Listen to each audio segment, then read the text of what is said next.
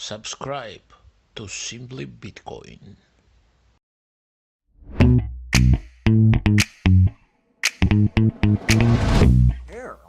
Fuck it. Like, it's coffee. It's the best part of his day. Bad coffee was the best part of that guy's day. It was terrible. Yeah. All right. So Tom, we've gone live in the middle of your coffee rant. Oh, did we? Yes. But everybody gets to hear how much I love my dad, which is not a hard thing to get me to talk about. So, fair all enough. right. Hi, everyone. All right, so welcome everybody. Welcome in. You made it to another episode of the Meme Factory podcast. This is stream test number 169. Tonight we're joined by Mr. Tom Luongo, Sean Harris, and Yellow. Say hi, everybody. Hey, everybody.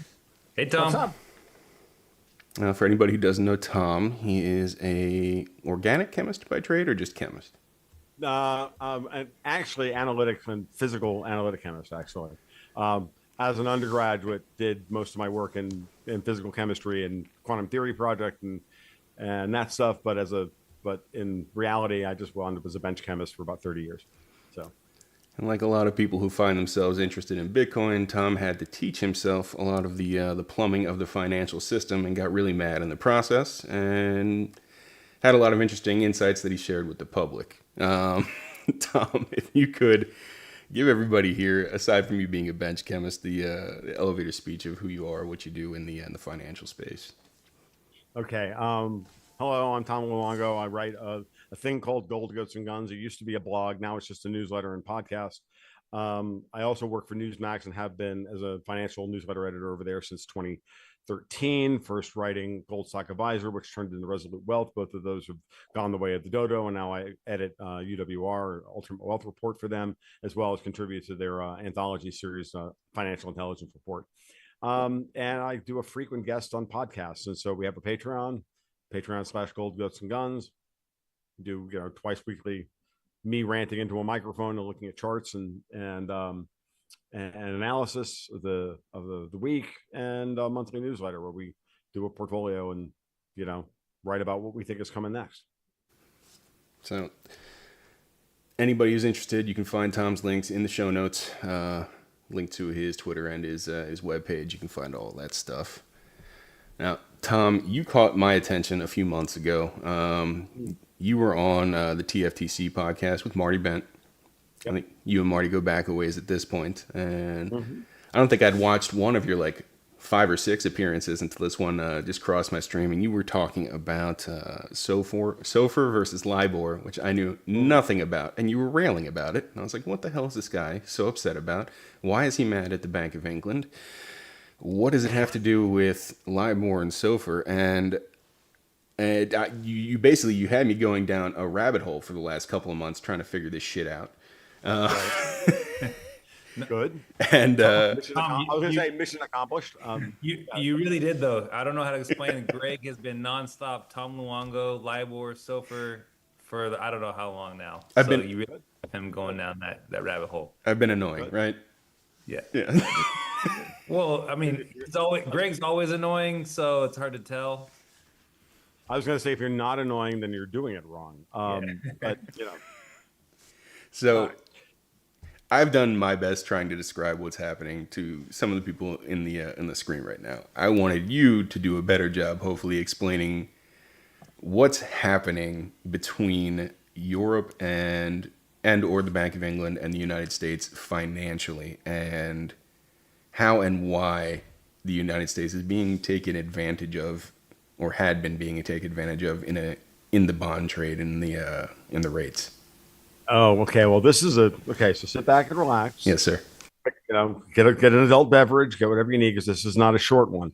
This is not a 2-minute answer. This is the 30-minute answer.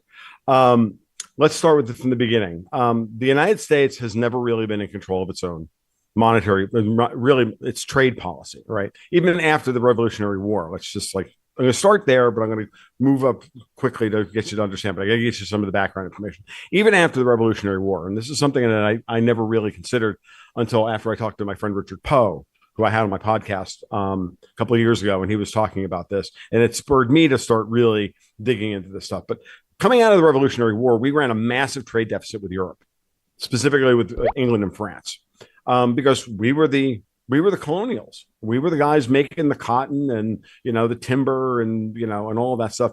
But we didn't have any of the textile mills. We weren't making T-shirts and burlap and all that stuff. That all had to go back over to England. All right, that had to go back to France. So we were the exporters of raw goods, primary goods, and sent them back over to Europe for conversion back into higher order goods, and then they sent them back to us. So it was a classic colonial situation where we'd send them bushels of cotton for 5 cents, and they'd sell us back shirts for $5 or whatever it was, and it was a classic kind of extraction system. And you have to understand that running that kind of massive trade deficit meant that they ultimately could have still have like a political control over the country. Okay. And I want you to just understand this is a background that we never really had. We declared independence. We fought for our independence, but then we had our political independence. We didn't really have our financial independence. Okay. But the colonial powers of Europe, powerhouses of Europe, understood that eventually the United States, the colonies, would get their act together and start producing their own stuff, right? And they would start industrializing on their own. Now, they worked really hard to try and slow that down. We even fought a war called the War of 1812, which we, quote unquote, lost. And the Canadians helped the British win. The less said about Canadians at this point, the better. Now I'm talking specifically about everybody east of Detroit, not the West, which was mostly settled by Americans anyway. And if you look at the trade deficit numbers between the United States and Europe, that trade gap is closing all the way up into, including just before what we in the South here like to call the recent unpleasantness, otherwise known as the Civil War, Lincoln's War to prevent Northern industrialization, or whatever you want to call it, Southern secession, whatever. It's England's war to prevent us from growing up. And we're not supposed to win that war. England and France had practically divvied up the whole country, waiting for the South to win. And the English and the French were supporting the South, and Russia actually, and the Tsar actually helped. I'm going very quick over this. I know.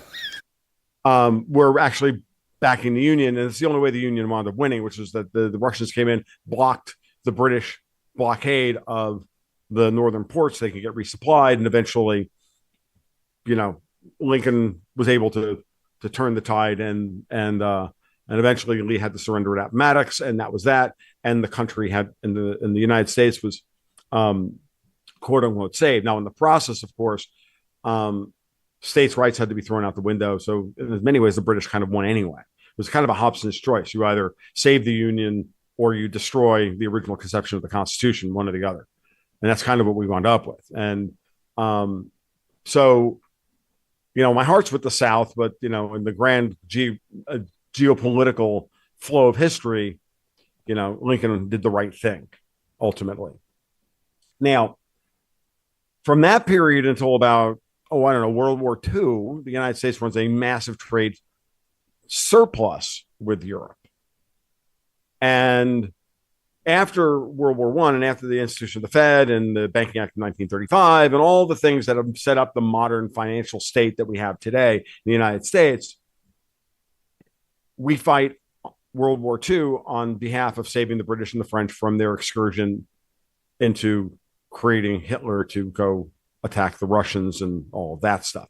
Now, again, this is a very, very small bit of this history, but this is the through line for this particular aspect of the conversation. I don't mean to be any kind of historian here. I'm telling you things from a kind of financial perspective. The goal was, after the Civil War, for the British to go from being our greatest enemy to being our greatest ally.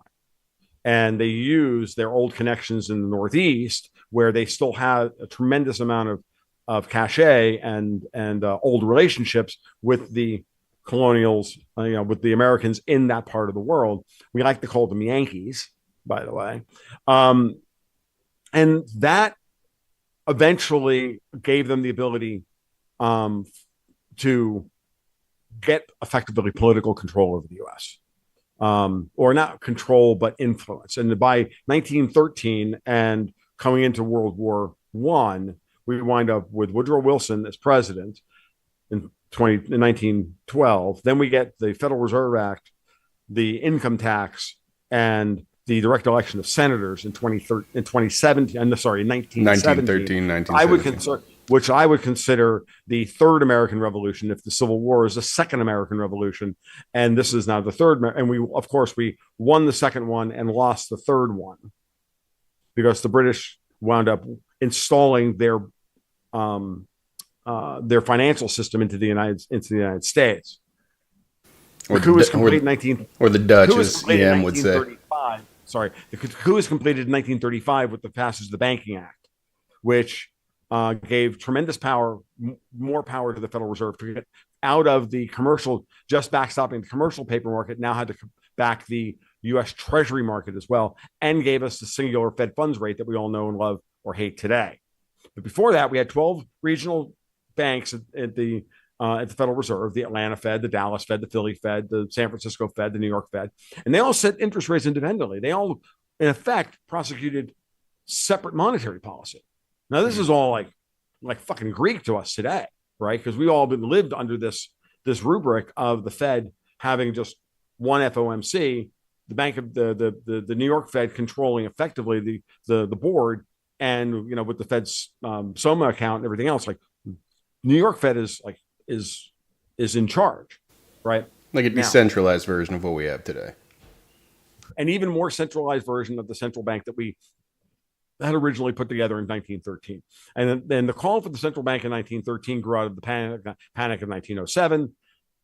Blah blah blah blah. I mean, there's all this. I mean, I can start. The whole thing starts with the Panic of 1857 before the Civil War, which there's a lot of that stuff in there as well. Now,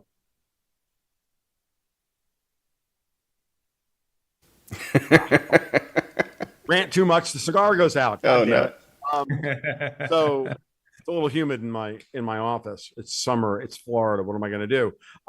So we have that as the setup. Now we're running a massive trade surplus, but we've got this Federal Reserve that changes out the gold-backed dollar. Eventually, we get the Federal Reserve note, and then we have a two-tiered system for a while, and eventually the Federal Reserve note completely replaces any other form of money when we get to the Fed.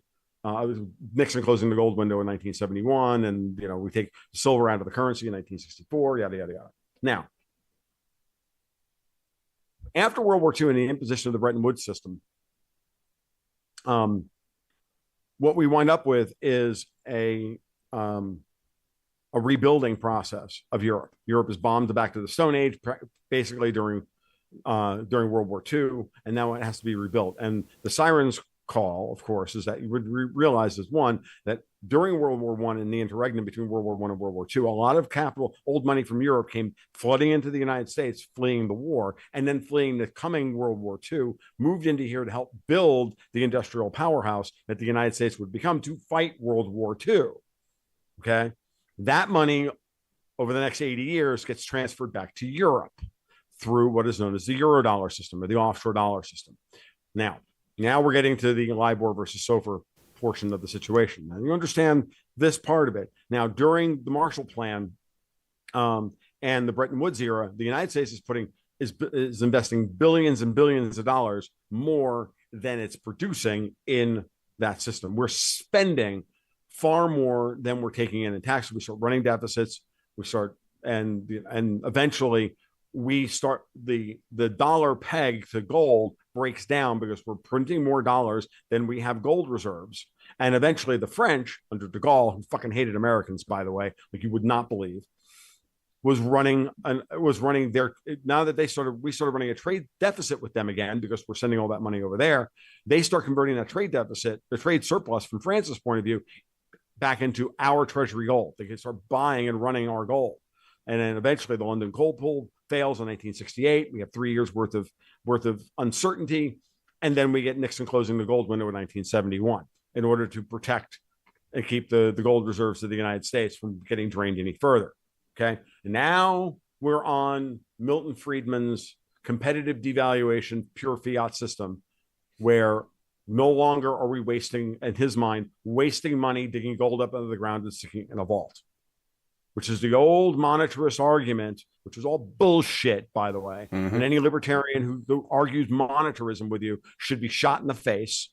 And believe me, I tried doing so many times. And shooting somebody in the face or arguing the point? Literally having to like smack them in the mouth while they're arguing monetarism with me in my living room, and my wife is having to hold me back. I'm dead serious.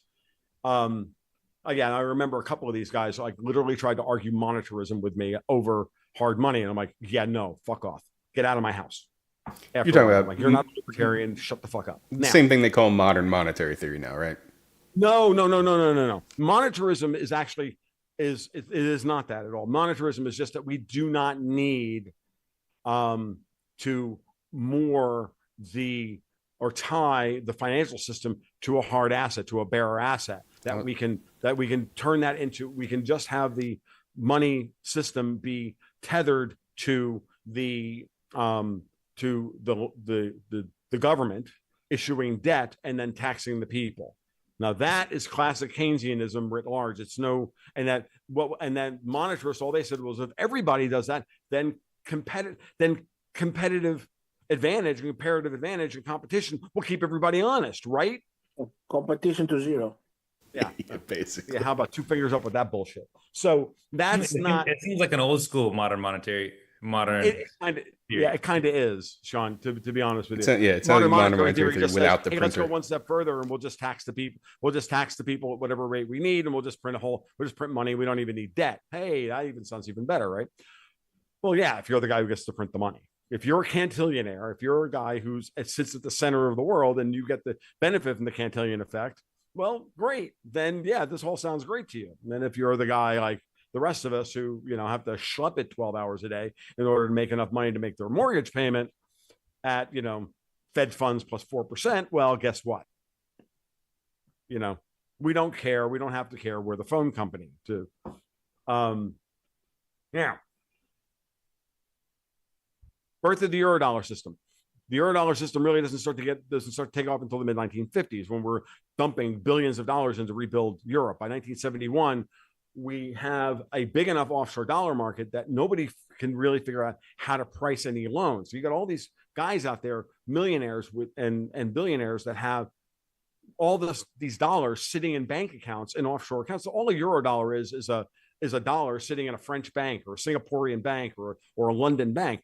And now if you're a guy and you've got $5 million in the bank, and Sean, you come up to me and I got $5 million in fucking Barclays, perish the fucking thought that I'd ever have $5 million, and two, that I would put in a freaking British bank. But let's just do the thing. So, hey, I got $5 million in Barclays. You come up to me and you go, hey man, I want to start a small business. I want to open a cigar shop in West London. I need a couple £100,000 to get this done. And I'm like, sounds good. And you turn to me and go, okay, well, what's the interest rate? And I go, fuck, I don't know.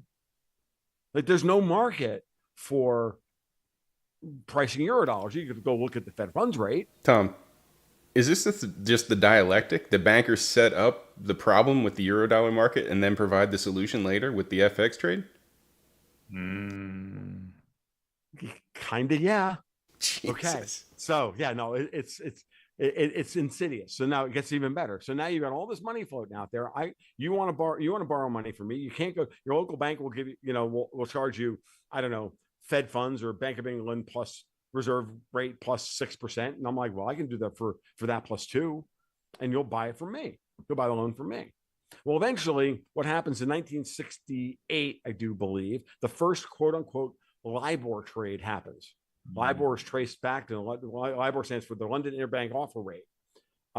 This is your favorite thing ever, right? Libor is. I hear you're a big fan of Libor, Tom. No, I like Libor even less than I like Star Trek: The Next Generation. In that sense. Okay. So because Extra Crispy was just a crappy fucking show. All right, now. Historically, you can look this up. Historically, it's traced back to the first loan where a Greek guy like loans some money and quotes a rate and says, "Hey, we need some kind of debt indexing rate. We need a marketable rate that we can all figure out what's going to be the fix every morning for what the price of an offshore dollar is, right?" And eventually, over the course of the next from 68, which is the year I was born, up until about 1984. This is an unofficial system. And then by 1984, this is to Greg's point, he's going to love this. By 1984, the world goes, yes, we like the idea of LIBOR. We've got a deep enough, liquid enough market now. We can do this. And 18 City of London banks were given the opportunity, were given the mandate of every day, at the end of the day, to get together on a phone call and say, hey, man, what did you sell dollars for today? Well, I sold them for 5.145%. And I sold them for 5.413%. And they get together and say, what's the fix for tomorrow? Now, in a world where we didn't have computerized trading, we didn't have, global, we didn't have global interconnection and zero time lag effectively amongst, to check up on what the status of markets is. This kind of system was necessary. It's the same reason why we had the London gold fix in the morning and the afternoon every day, right? Going back to the 1890s. So we had to have a rate that somebody could actually quote every morning so that the world could figure out what the price of gold was, right? It wasn't nefarious in this respect. It was nefarious because it was being handled by fucking limeys, okay? But take them out of the equation, and the basic concept isn't really nefarious. Just who was in charge of, setting the rate? Well, that's a different story. Now, not saying that Americans aren't corrupt or French aren't corrupt, of course, or anybody else, or Chinese or Russians or anybody else, but, London's been very good at this for a long, long time. So 18 City of London banks get together in 1984, and they're the ones that start setting the price of dollars every morning. They quote LIBOR in the morning, blah. Everybody does their business for the day, quoting everything versus LIBOR. Okay. By 1985, we get the G5 is formed and the Plaza Accord happens. They try to fix the exchange rates within a very tight band every day. That doesn't work. That eventually leads to both the stock market boom and bust. Get Martin Armstrong on the show to explain that one to you, because he understands it far better than I do, because he'll explain it all because he lived through it and he traded it. But the LIBOR standard is formed effectively in 1984 and runs up until 2022. Why is LIBOR insidious? The standard with the G5 is what you're talking about. Yeah, well, it started with the LIBOR fix in 84, and then they got together and started trying to rig the currency markets after that, which is in order to try and stabilize, quote unquote, stabilize everything. Now we get the creation of the euro and all that happens now. But let's talk about what LIBOR is about. Let's talk about why the Federal Reserve gets everybody's opprobrium and everybody's hatred. Now, aside from the fact that we're, nominally we're all hard money guys here, be it Bitcoiners or gold bugs or whatever, we understand that central banking fundamentally has very, very sincere limitations, both at the foundational level and the philosophical level and the knowledge problem level that, friggin' Hayek talked about, or anything that Rothbard or Mises or any of those guys, they were all their criticisms of this stuff were absolutely spot on. Of course, they were all written before this hyper-financialized system. All their arguments were written before this hyper-financialized system was created. Now, they did mostly understand that something like this could occur, but let's lay that aside for a moment. They'd seen enough to understand what could occur. I think they got most of it right. I'm still enough of an Austrian to buy that. I just think that most of the Austrians that are out there practicing today don't understand anything beyond the first order catechism. That's my problem. And I went to the Mises Institute in October and basically told them that, and they didn't like that very much. But again, I told you at the outset of the show, I'm a prick. I don't. I'm only interested in truth. I'm not really interested in solving anybody's conscience or anything else.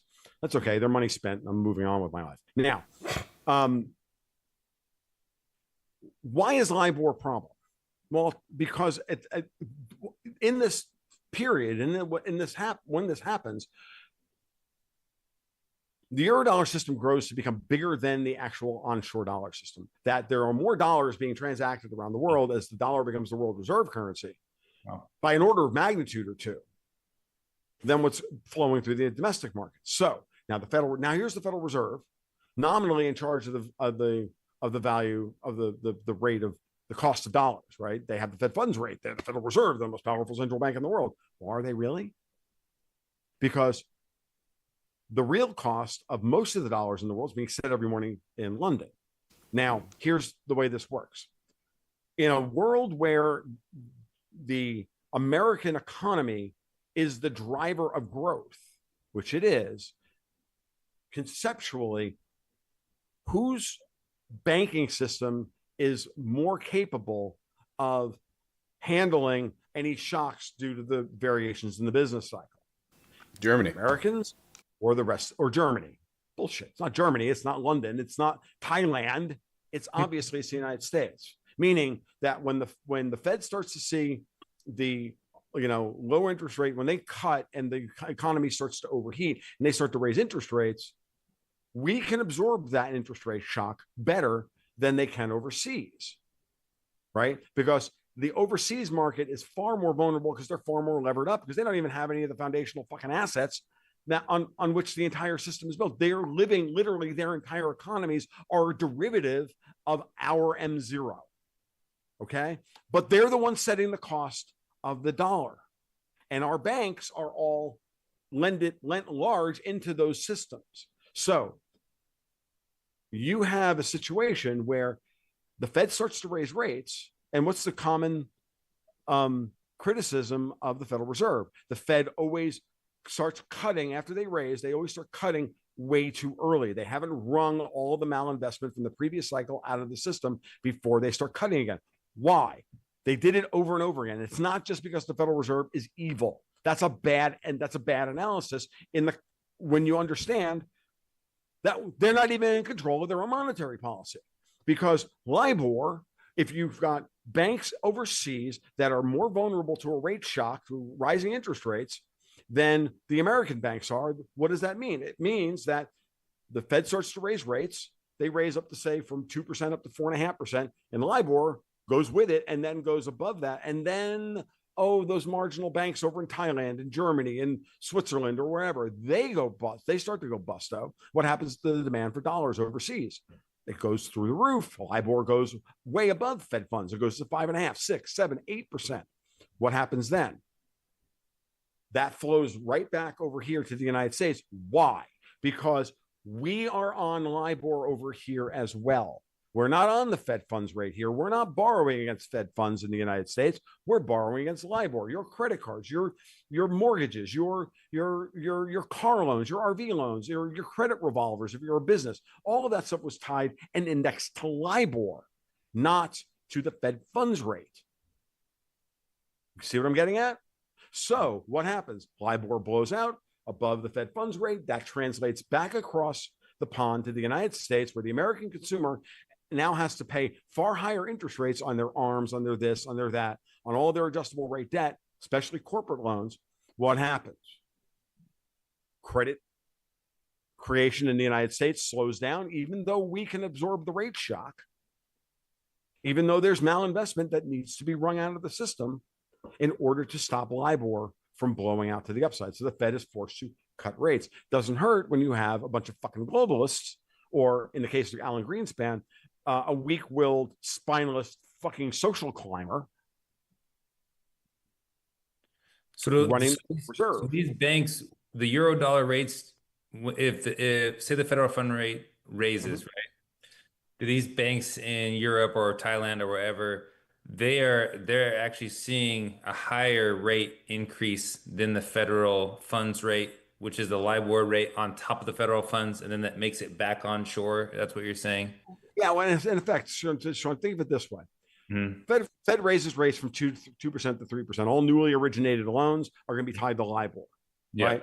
Libor's got to rise with the Fed funds rate because the banks overseas are buying dollars from the Fed, right? Yes. But if you have businesses that were started at 2% that are malinvestment, right?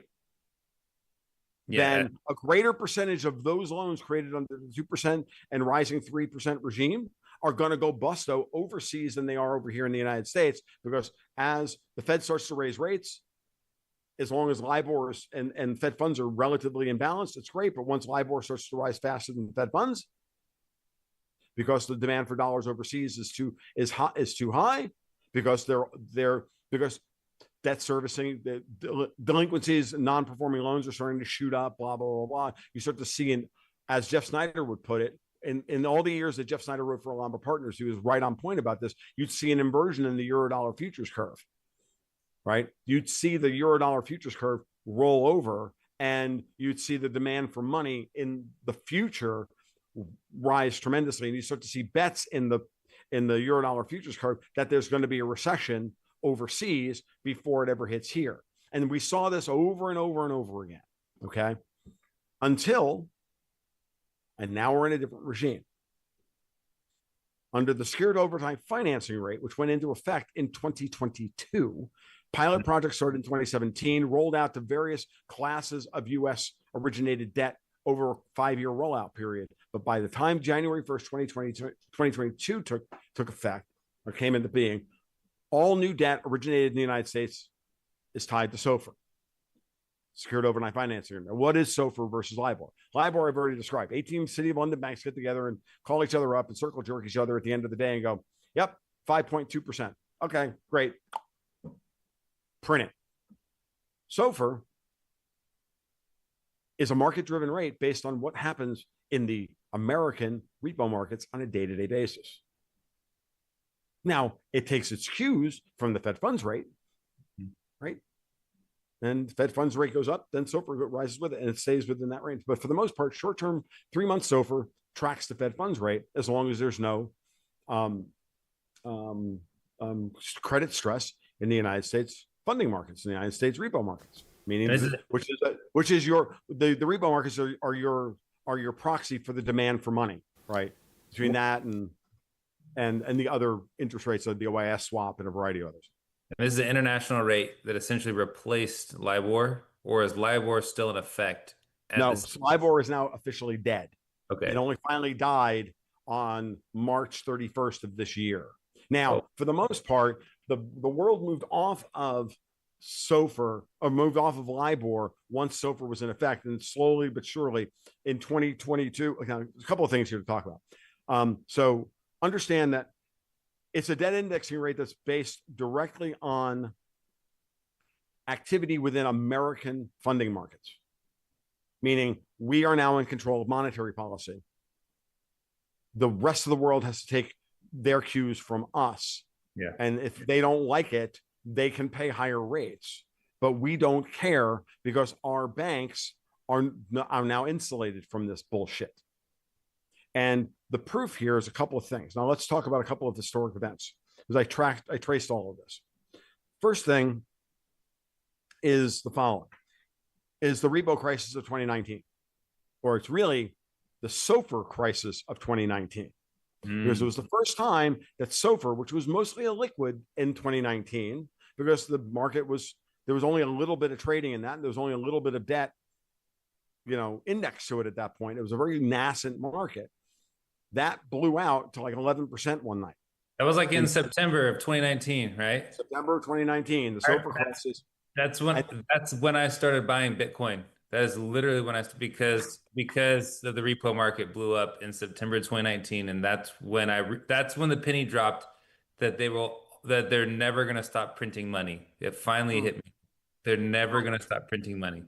Well, I have both good and bad news for you. Okay, here we go. So, but here's the thing. So that was a big moment, and I believe it was actually engineered by our own banks. I'm not sure who was actually the proximate. I have theories about this. I don't have hard evidence, but I can tell you one thing, which is that all during 2019, because I was reading Zero Hedge every morning just like everybody else, but I'm reading all the really geeky technical articles on Zero Hedge and finally beginning to understand them, and everybody else is like scanning the headlines for all the other shit, mostly my articles, which were all bullshit. And because I'm still learning at this point. I'm in pure learning mode at that point. I remember at least a half a dozen articles in Zero Hedge, and it's so very difficult to go back through their archives to find any of this stuff because their search function is complete and utter garbage. And which is that they kept asking the same question over and over again. Why is JP Morgan trying to blow up the repo markets by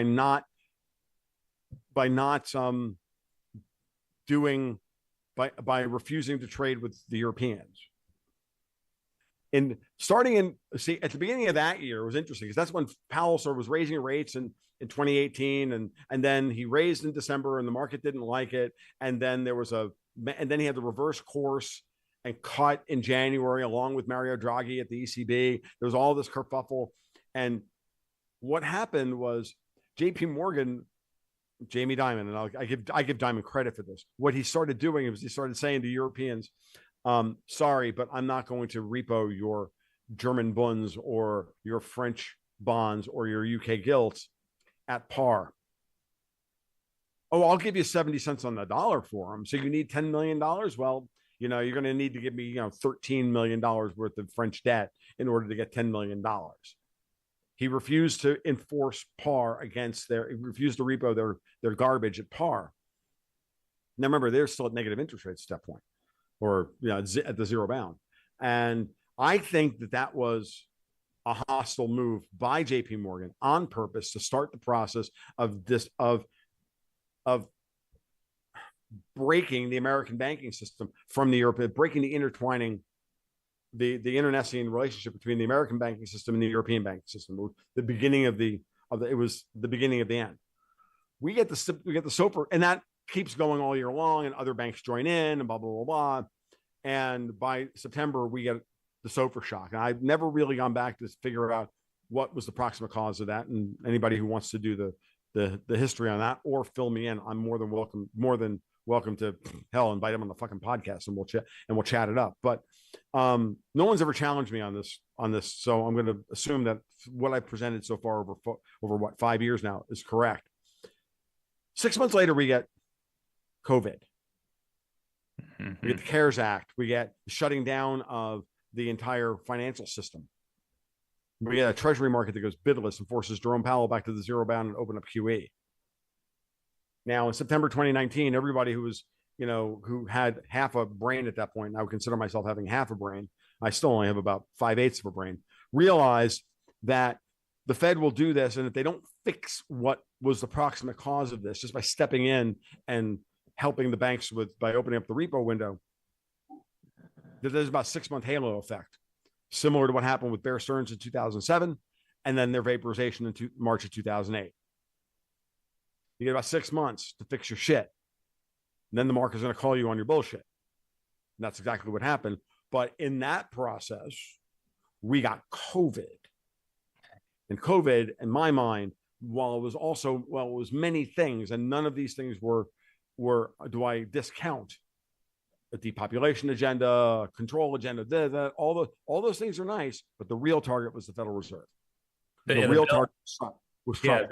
The QE, the lowering of interest rates to basically ZERP was going to happen whether there was COVID or not.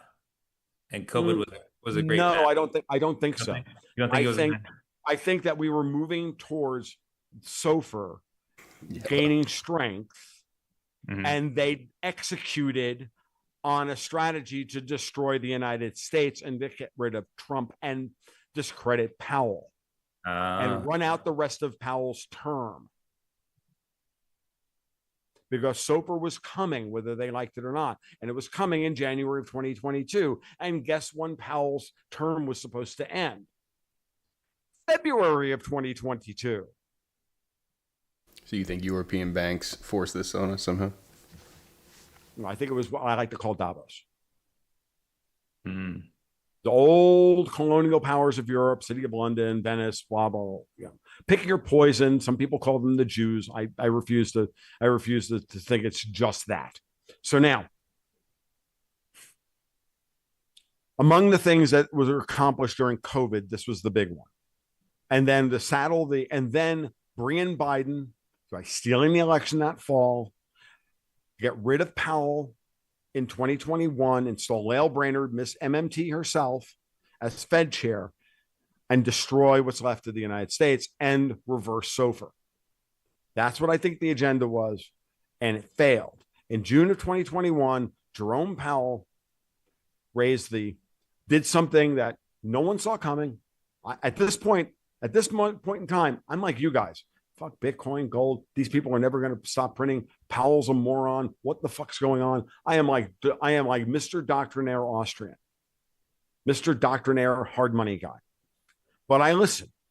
I listen to Martin Armstrong. I listen to this one. I listen to that one. I listen to all these people telling me what's going on. I'm like, it's not gelling yet. It's not gelling. But on June 4th, Powell of 2021, Powell goes to the Green Sea Summit in Europe to talk about monetary policy, which was Christine Lagarde's big rollout to, we're going to get all the major central bankers to agree to align monetary policy to fight climate change.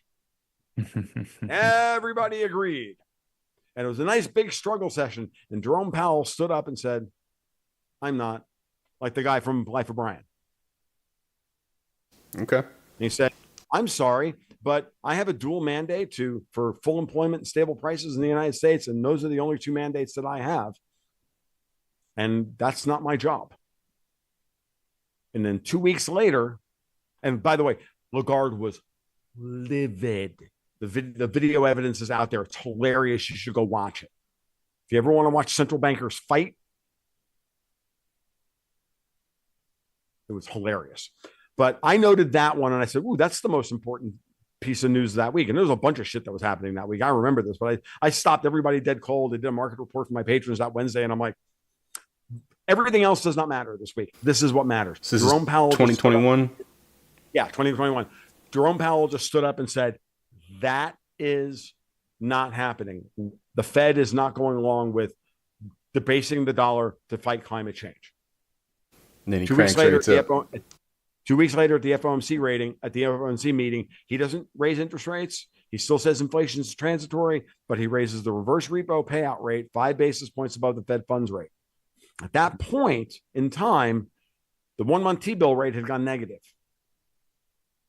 Dang. Now, Powell could never allow the world's reserve currency to fall into negative interest rates. So he had to do something. Now, I didn't understand it at the time, but I noted it. And I remember Zero Hedge writing up their thing on this. I wish I had bookmarked this and realized that I can't get this stuff anymore. I said, nothing happened at today's FOMC meeting except the Fed raised this one little technical interest rate, 5 basis points, and then went on to lambaste Powell for 1,000 words like they always do.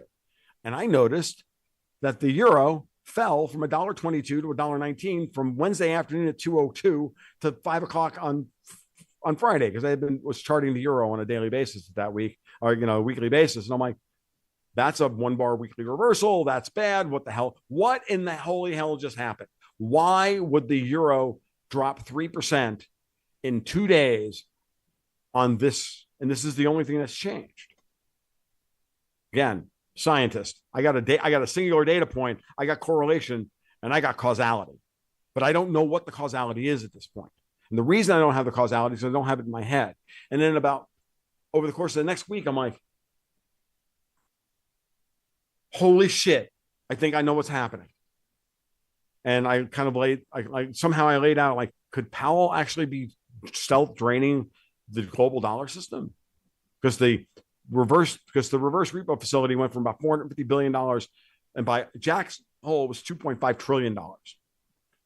So he drained $2 trillion of global liquidity in 90 days. No, sorry, 60 days by Jackson Hole, June 21st to roughly August 28th. Just by raising it half a percent. No, 5 basis points. 5 basis 0.05. 5 basis points that changed the world. Gosh. How did he know? How did he know? Because Jerome Powell's a badass. Because Jerome Powell did not grow up in an ivory tower as an ivory tower intellectual, but grew up in private equity and is a self-made billionaire and has actually traded these markets. He's the first Gentile and the first actual real guy, Fed chair with real world experience since Benjamin Strong. You know what I mean? Like, we've never had one of these guys like him at the Fed ever. Better than Volcker? Yes, better than Volcker, because he's now 4 years into a tightening cycle under much worse conditions than Volcker had it. Yeah. Yeah, the debt is so much higher than Volcker ever. It's not just the debt. It's like it's the entire system. The shadow banking system is so fucking large. It's unmappable. And even, and as crazy a son of a bitch as that Hungarian genius Zoltan Pozsar is, even he can't map the goddamn thing. I remember reading Daniel DiMartino Booth's book, Fed Up, where she describes meeting Pozsar while he was working at the New York Fed as an analyst. And she walked into his office and she said it was like, she likened it to walking into like Fox Mulder's den with all the shit on the walls and the points and the strings and everything else. It's like that meme, like that guy that I kind of look like, right? And and she's like, and then he handed her a PDF that she had to keep like opening, and she's like, and it was endless, and it was like a fractal. And he's like, and that's about 25% of it that I've mapped so far. And that was in 2005 to 6, whatever it was, when Booth was at the Dallas Fed. Yeah. No. The Doge team never even got anywhere near any of that. Right. They never even got anywhere. I mean, they did yeoman's work. But nothing like what that Pozsar said. Now, this kind of brings us to a point. People in this world that I will say is that I will bow down to, like, dude, you rock, Pozsar. Listen to every word that comes out of that guy's mouth. Go ahead. I'm sorry, Greg. Brings us to a point where you have a different opinion than a lot of Bitcoiners, libertarians, hard money maximalists, where a lot of us just think the Fed is evil. It's something that should be abolished. And another one of my framework breaking things you said recently was that it's basically just a tool. It's in the age of the atomic weapons. You better have atomic weapons. Otherwise, you're going to get squashed. And I'm hoping you could expound on that a little bit as it relates to the Fed. Sure. Let's just make sure that we've nailed down, though, what Powell actually accomplished. But no, you're absolutely right, Greg. It's very important. That's a very important point. Like, I'm still against the Fed, by the way. I just think you can be against the atomic bomb too. Like, I'm glad we got them until we don't need them anymore. Right. And let's get rid of them now. But what Powell starts doing, if you look at what to give a little bit of context and background and some data, as much as political data is data. What I said in July of 2021, and I have 3 podcasts that I think everybody should listen to, episodes 75, 6, and 7 of the Gold, Ghosts, and Guns podcast. It gives you a lot of the background on how we got to where we are, and then me speculating as to what's going to happen next. And all happened between the end of June and into early July 2021. What I said after that, I said, if I'm right about this, what this means is the Federal Reserve is attempting to regain monetary control over the United States at a time when we've lost political control over the United States. 2, Powell can only do this if he has the backing of the bankers. And the bankers, that means Wall Street, the major money center banks, who are looking at what Davos wants to do, which is to implement global central bank digital currencies. They do away with the two-channel monetary system, where we no longer have the central bank loans to the commercial banks, and the commercial banks lend to you and me. And we just collapse that to the central bank lends to you and me. But if you're fat, you don't get to order pizza. Or if you said nasty things about Ursula von der Satan on Twitter, you don't get to eat tomorrow, or you don't get to have a Twitter account anymore, or you don't get to get a car loan, or oh, did you say something nasty about, I don't know, pick your poison?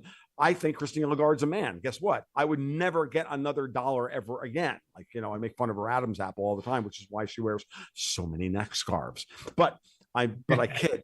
I mostly. So now, but again, like I said, I'm a prick. I don't care.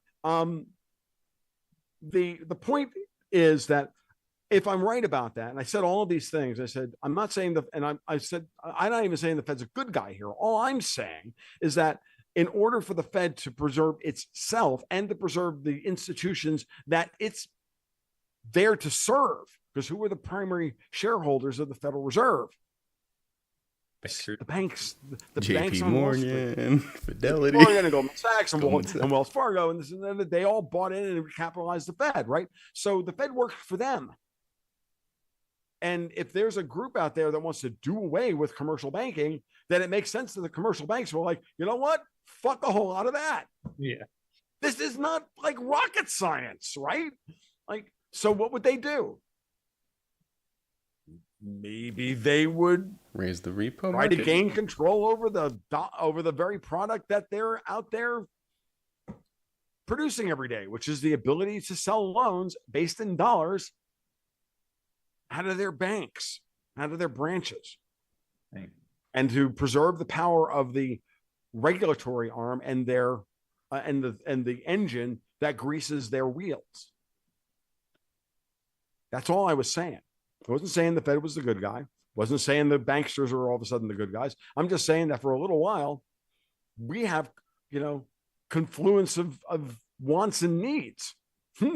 Maybe we can, we're both looking at the problem the same way. We have a similar enemy.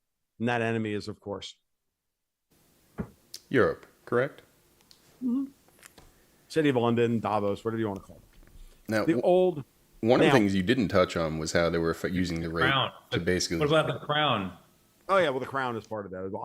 The older I get, the more I think that the crown at this point may be a captured pawn, but that's a much more convoluted and that should be for another conversation. But the what's important is what I said back then was that if this is true, what we will see is somebody in Congress or the Senate stand up and stop all these ridiculous spending bills.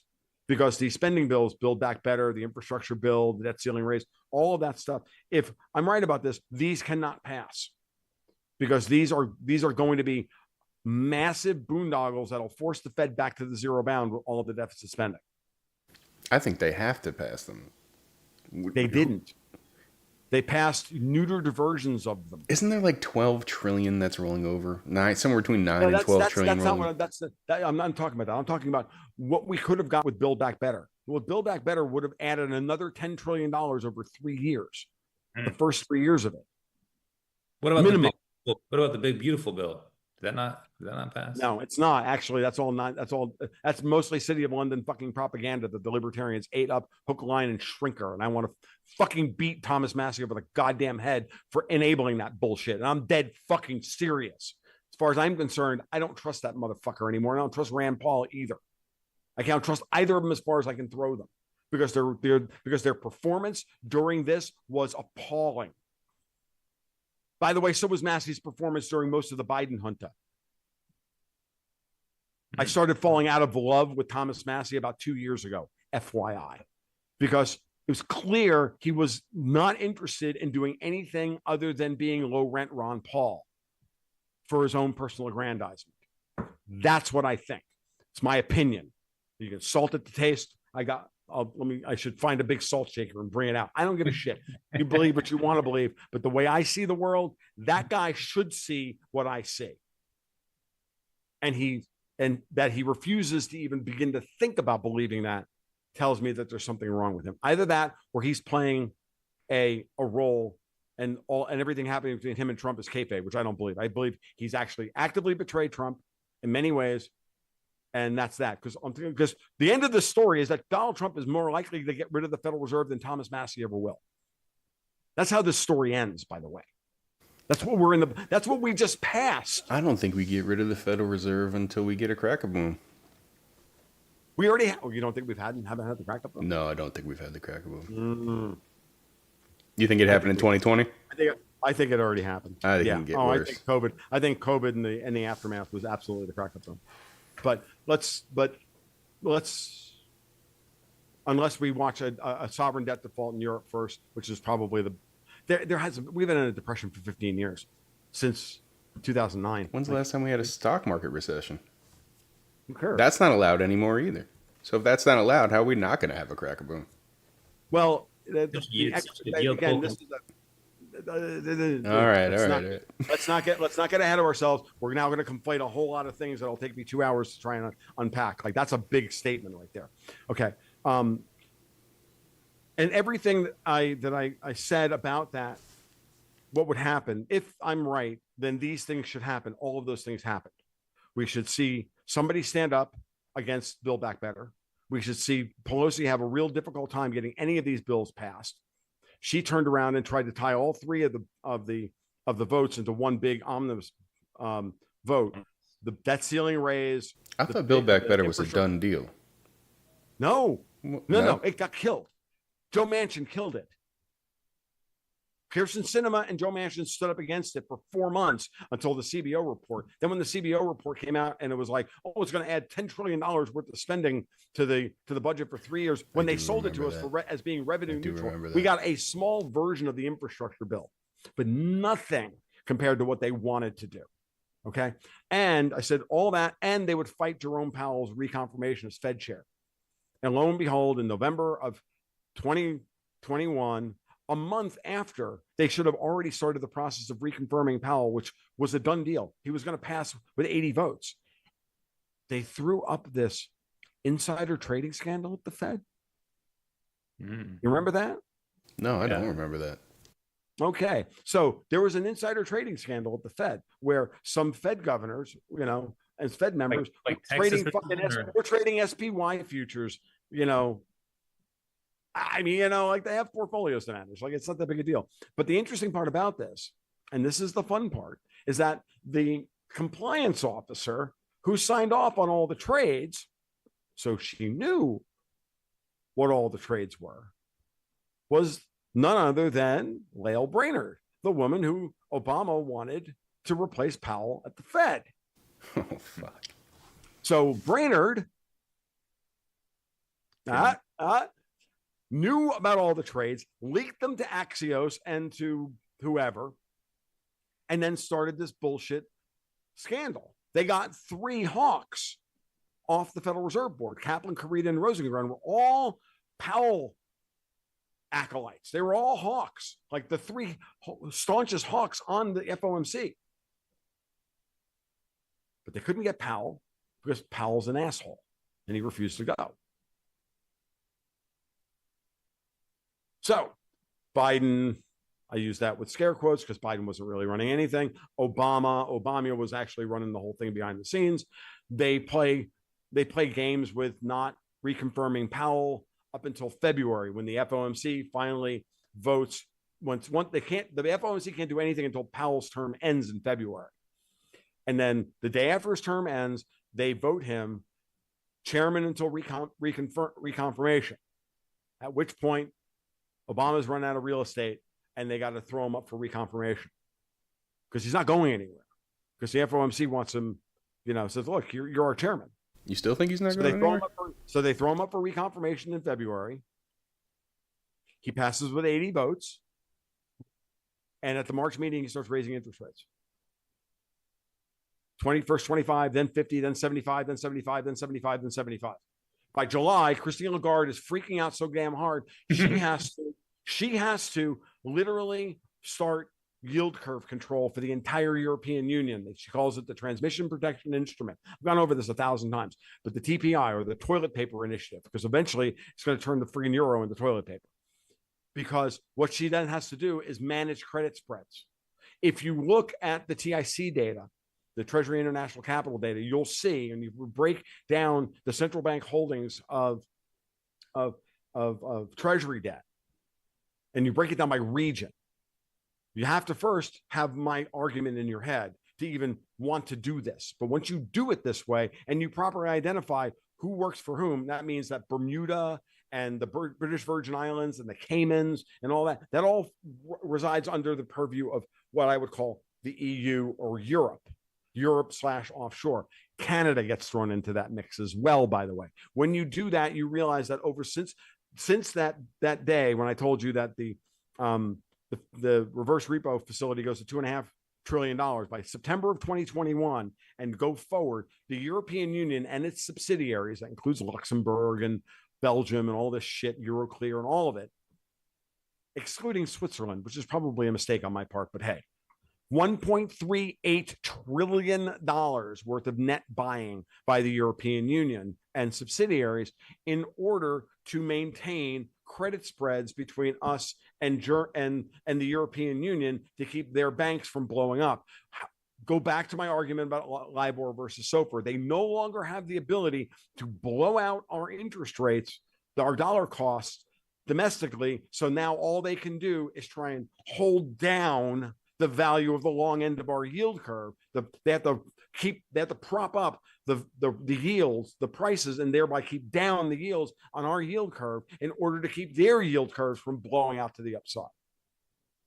How long do you think they can This do is where this is where shit gets really, this is where you got to now understand currencies and bonds and everything else. And oh, by the way, in 2021, I didn't understand a word of this. I had to teach myself all of this shit. So, I've asked the entire world to tell me where I'm wrong so that I get it right. Because all I care about is being right. Not they're getting it right, not being right. Right. Yeah. So I've been charting like the US German 2 and 10-year bond spread for fucking 3 years now, watching it. And I can see where every time Lagarde gets in trouble, like every major turning point in like political history, you watch the spreads turn tremendously. I've got a massive chart of this thing and like with, snarky comments all over the damn thing because it's fun. And you realize how much geopolitics and the headlines are tied directly to movements in the capital markets. And the let me ask. I love the meme, Yellow. That's fucking hilarious, dude. He's been memeing you the whole time. Outstanding. I feel like I missed one part. How does, and maybe that's just me being retarded. What does SOFR do that's different that shelters the United States from the blowback of like where Libor would blow up Europe, right? Because blow up the United States. What does SOFR do where Europe blows up, but then it doesn't come back to blow up on the United States? It doesn't blow back on us if we're not funding, if our banks don't have heavy exposure to Europe directly in European debt. If they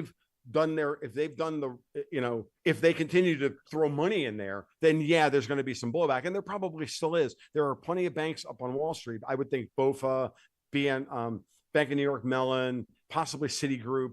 Yeah. They're all still in the fucking tank. They're all their balance sheets are all really, really vulnerable, right? I guess so. SOFR was Powell's way of saying, look, you need to get out of Europe. Is that kind of that's his message to the banks? In effect, and JP Morgan, Goldman, Morgan Stanley, Wells, I think they've all like exited that business completely. Mm-hmm. And they're also exited the repo business completely. So now go back to when Credit Suisse blew up during the banking crisis of March 2023. And Powell negotiated on a Sunday night, a bailout or a merger of UBS and Credit Suisse, because honestly, the Swiss banks are one of the major transmission mechanisms to get dollars into Europe, and for the Fed to be able to affect monetary policy and dollar policy in Europe, bailed out Credit Suisse and merged them together, worked that whole thing out. And guess who they did not consult on this? I read this article in Zero Hedge too, and I was like, holy shit, I'm right about it all. Who did they not consult? For 2 years, I'm like going, am I fucking crazy? Like, everybody, tell me I'm crazy. I want to know. I mean, I really do feel crazy on like every other Thursday. But Powell engineers this on a Sunday night and doesn't inform Lagarde, doesn't inform von der Leyen, and doesn't inform Yellen at Treasury. Now, that's all Davos. That's like the Davos three-peat right there. He's like, nope, sorry. We're doing, and when he did that, it gets really complicated. I have a big article about this, and I have to go back and review like all the guts of it. But he did so in such a way that he destroyed the those cocoa bonds. On that gets into another big story. All I'm gonna say is I wrote an article about this back, and I'll find it. It's like Powell, Credit Suisse, and some other goddamn thing in the title. If you look that up and read that, But the AT1 cocoa bonds were a big deal because they were meant to be rolled over as perpetual bonds and to be a backdoor by which Soros and a variety of other people were supposed to take control of Credit Suisse. So they were trying to execute Credit Suisse and force themselves into a position where they got to buy up get to convert their AT1 cocoa bonds into shares and then own Credit Suisse. And Powell's like, yeah, fuck no, and merged it with UBS and cut those fucking things down to zero and destroyed them. It was because that was the model. The model was always going to be like the Credit Suisse story is a model, is a microcosm of what they want to do to the rest of the European Union, which is they want to default on all their sovereign debt and then force all the member central banks to get bailed out by the ECB and roll all their equity up into the ECB and issue perpetual debt to the old bondholders and issue a whole new round of new bondholders. It's no different than what the British have done twice with consols.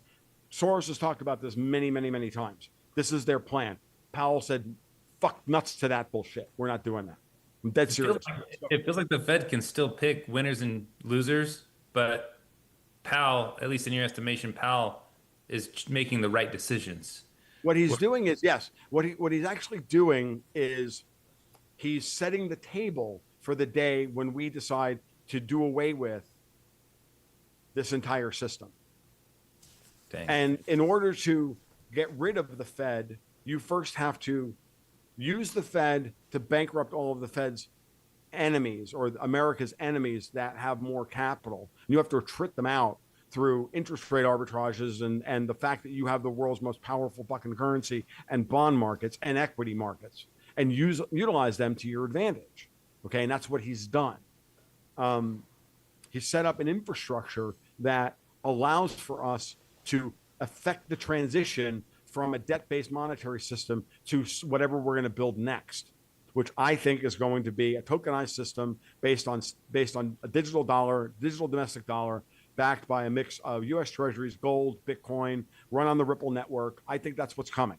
Like the guts of it are all staring you in the face. And that we're not going to need the central banks anymore anyway, because in so many ways, the functions they perform are unnecessary in a tokenized environment with far faster and far better settlement rates in the forex markets. Really, what the central banks are for is facilitating international forex ultimately. And currency and the ability to use currency arbitrage to gain unearned wealth and roll it up into the oligarch class. We want a decentralized monetary network where national governments are in charge of their currencies. If we're going to still have money as a public good, not that I'm a big fan of that, but that money should actually have a far higher private component to it than we currently have. But as you want to centralize the exchange of it on private Ripple? Federal Reserve. Was that? But you want to centralize the exchange of it on Ripple? I didn't say I want to exchange. I want to do anything. I'm telling you what's happening, not what I want. Okay? I'm not telling you that I think Ripple is good, bad, or indifferent. Yeah, the Ripple thing made me chuckle a little bit. Well, you know I disagree with you on Ripple.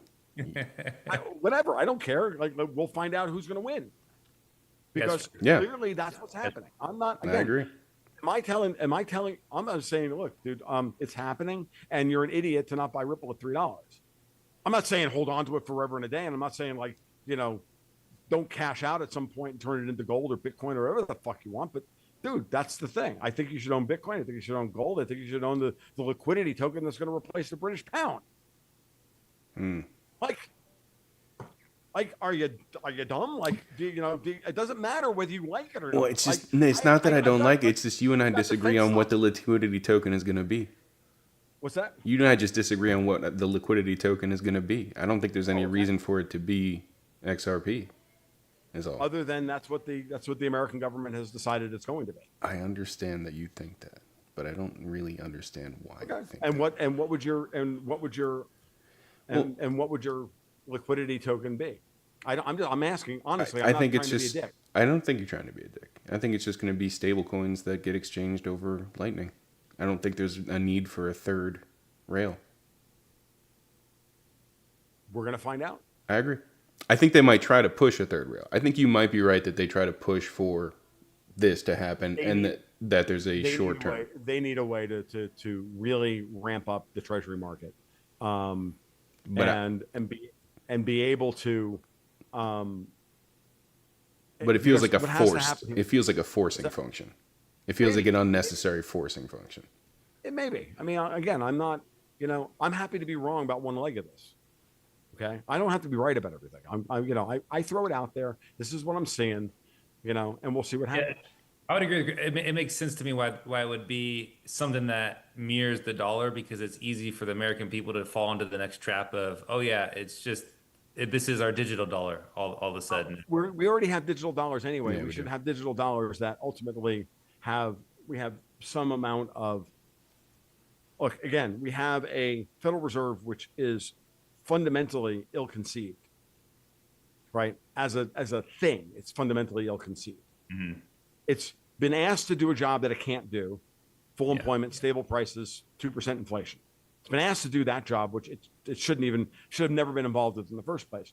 I agree with Martin Armstrong that if the Fed had never strayed beyond its original conception of backstopping the commercial paper market and allowing and setting, and effectively setting the 12 regions of the United States in competition with each other for internalized for capital, that seems like a reasonable system, especially if the currency itself is backed by a hard asset, right? Right. I have no problem with that fundamental. I mean, I do, but I don't. I look, at the end of the day, I'm still a hard money guy. Like, I still like, right? But at some point, when you don't have enough monetary resolution with a particular asset that you want to undergird your system with, that system is either going to create an assload of credit to affect that, and then the credit winds up becoming the monetary standard, which is where we are today, or you've got to add resolution to the money.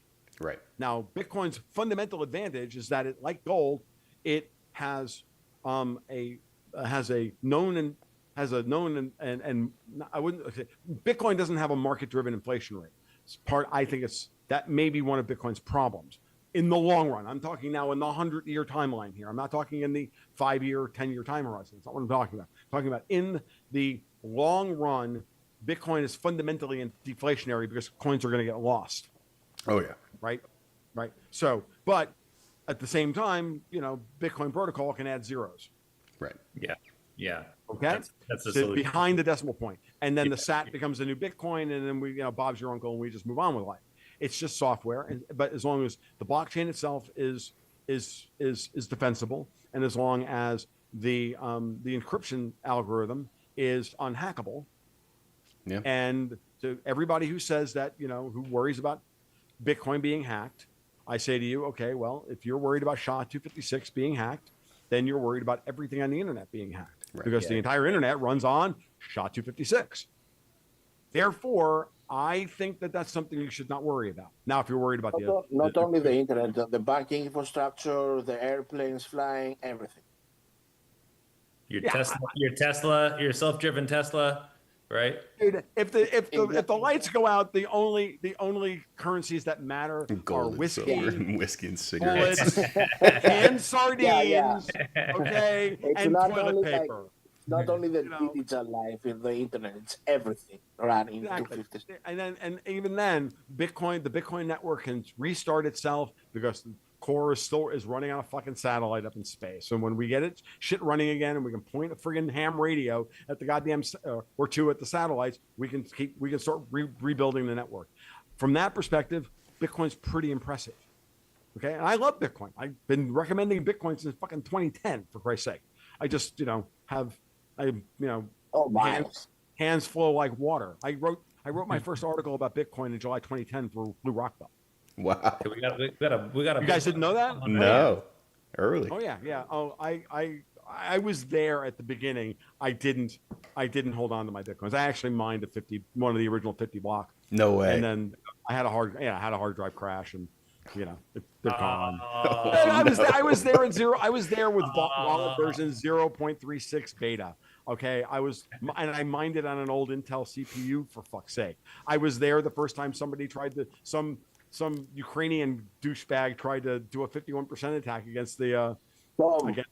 Tom, I'm Yeah, gonna tell you something. Don't kick yourself about that, because like whoever is like saying they kept those bitcoins while they were mining back in 2010, Liars. they're lucky from the point that like they put it in the hard disk or in the laptop, that they forgot about it, and then they remember that laptop after like 5 years, 6 years. Yeah, Like, yeah. that's I how it know. happened. Like, no, I don't feel bad about it anymore at all. What I feel bad about more than anything else is that I was trading on Mt. Gox. I was one of the first guys to like throw $5 through PayPal onto Mt. Oh, Gox me and was too. trading. Yellow as well. And I was I there was trading them and I was such a prick. I wouldn't pay 5.56 cents for them. Okay, I was trading I was trading the 5.6 cent pair, and then some asshole was looking for my World of Warcraft password. My wife used my computer for an hour, oh and I got no. a keylogger, and the guy got my Mt. Gox password and stole my Bitcoin. I had about 250 Bitcoin at that, or 250 Bitcoin, and they were about $2 a piece at the time. I know full well that I given my history and bouts of unemployment and getting gold, guts, and guns off the ground, I probably would have sold them all at $100 anyway, and thought myself, hey, look, I sold my great. Black Lotus Magic card. I had a whole Power 9. I only sold it No for way. about $2,000. Okay, if I had held them into the late 2000s, I could have paid off my house with it, with just the Black Lotus alone. Is that what the Black Lotus is worth now? The Black Lotus went for like, the last I checked, it was like 80 grand, Oh my god! 40 to 80 grand. And mine was in decent condition. I remember when it was had like in the sleeve. $5,000. I thought that was insane. When it was 80. $100, I thought it was 80. insane. Okay, I remember watching a guy win a Magic tournament in Gainesville by taking his Chaos Orb, another one of those rare alpha cards, and doing exactly what the card says: tear it up and sprinkle it, and like drop the Chaos Orb on the table. Whatever it hits is destroyed. He tore it up into 100 pieces and dropped it to win a $100 Magic tournament. God. I watched it happen. Okay, the intersection of my life and geek money is truly insane and truly inspired. So I don't feel bad about that. But going back to what we were talking about originally, right? The wherever this winds up, you can see the framework being put in place by the Trump administration now to wrest control of the dollar from the Federal Reserve and hand it back to the Treasury. And I think Powell is okay with this. I don't disagree with that assessment. And this is the weird part about it. And I think Powell's been cast in Trump's little WWE psychodrama to be the bad guy. And here's why I think that. The beginning of the month, and I was, I wasn't really quite sure about this, but then, because Powell had always said, I don't have any problem with Bitcoin because I just see it as a commodity, but he was never a big fan of stable coins. I also believe that Powell and the Fed executed FTX, Terra Luna, and all the other stable coins, but not Tether. Mm-hmm. The Tether was chosen to be the stable coin that would provide Bitcoin liquidity as the trading pair against Bitcoin to keep the exchanges liquid. They had to have one. And since Tether had been blessed going through the Letitia James lawsuit and came out with a slap on the wrist and, promises of reporting on a quarterly basis, and probably behind the scenes, oh, by the way, and you're going to put at least 85% of your assets into short-term T-bills. Yes, boss. Yes, we will do that. Tether was chosen to exist as the antipode to trade against Bitcoin in order to, I think, stabilize and keep liquefied at its core the domestic repo markets, SOFR. And you think with this is Bitcoin being the ultimate collateral by proxy for a significant portion at least a small portion of the daily volume of the SOFR trade. That's what I think. I could be wrong, but Tether's market cap's $160 billion, and their portfolio makes about 4% a year and 5% a year, and they're overcapitalized. And they're buying gold by the ton in order to issue a gold-backed Tether, an XAUT and XAGT silver, and NNN. They're talking about wanting to be part of the payment rail system, the new payment rail system where we can bypass the central banks and everything else.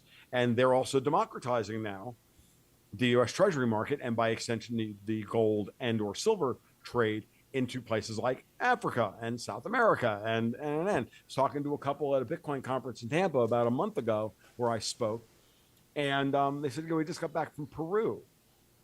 We went to the markets, and all the produce was Tether, viable in Tether. Okay. Shocker.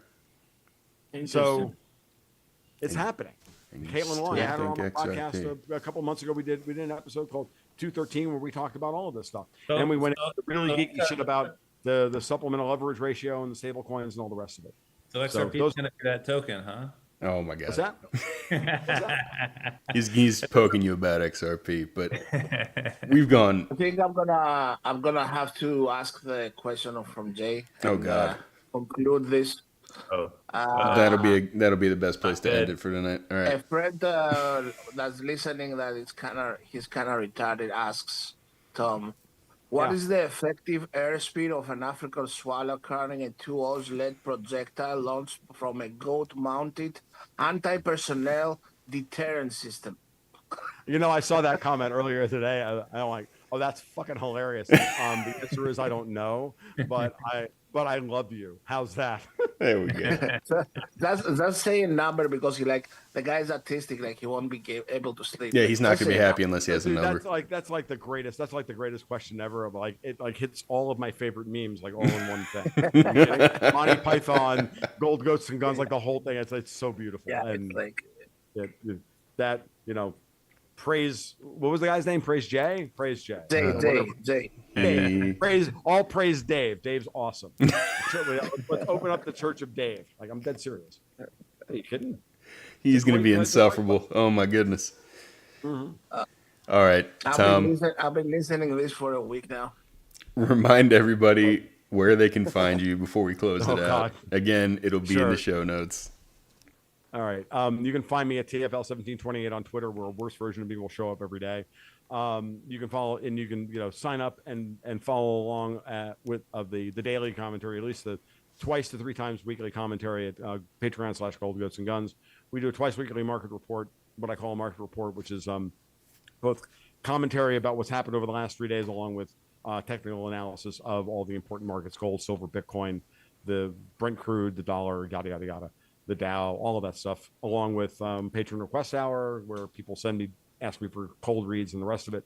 And of course, you can find the blog over tomluongo.me, which is where you'll find the podcast, which comes out infrequently, but I try to keep it as high a signal to noise ratio as possible. All signal, no noise, because we live in a noisy environment where people spend too much time creating content and not thinking about the content they're creating. So, indeed, there you go. Thank you, Tom. All right, everybody. Thanks for joining us tonight. Stay safe out there. Thanks, Tom. Cheers.